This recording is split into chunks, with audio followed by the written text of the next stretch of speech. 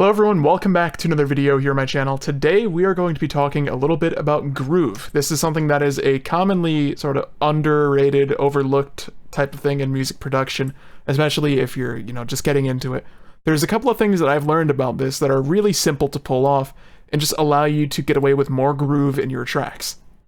Now I'll be explaining this in this video hopefully with some depth because I do also have a short on the topic, but I did mention there that this is something I wanted to cover in an expanded sense because, you're limited on time, and I just wanted to make an additional video on this talking about why this is helpful.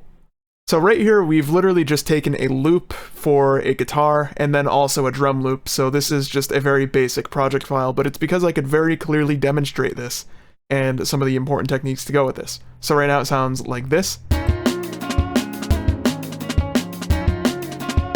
So, this isn't mixed or anything, it's not going to sound too great. But we do want to take a look at a couple of things. The very first thing that I always keep in mind for groove is actually the BPM of the track. You notice up here, I'm actually at 172, which is a little bit below the standard for drum and bass, which is like 174, 175. But this is intentional, and to kind of explain why, we want to zoom in a bit. If we look at this drum loop here, so solo that, you see there's a lot of ghost hits in between the main kick and snare. So we got hats, ghost snares, whatever. And the reason I'm actually at 172, this is a pretty nice technique, is because the slower you are, the slower you can actually get away with your track. It means the more room and space those ghost elements do actually have to breathe.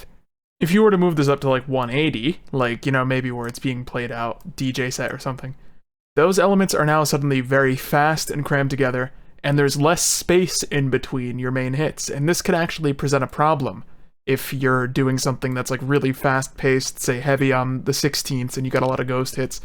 It's just going to get like a little too quick, and to be honest, you might think like, oh, this needs to be faster to have more energy to really work that way.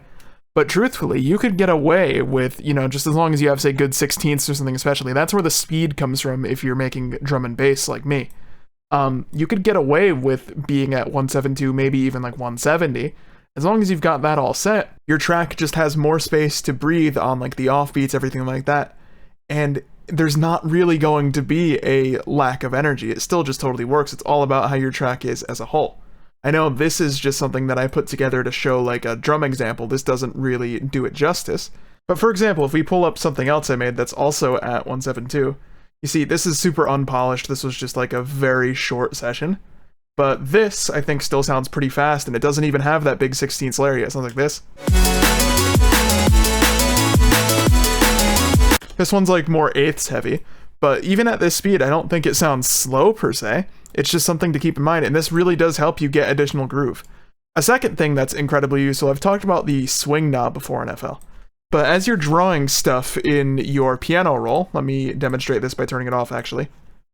We'll just put a very short little melody. Like the swing knob actually, even if it's not visible, it will move like parts of your melody basically to make things sort of off the grid. You could also demonstrate this by going into the quantize menu and selecting a preset. Like I like machine swing a bit.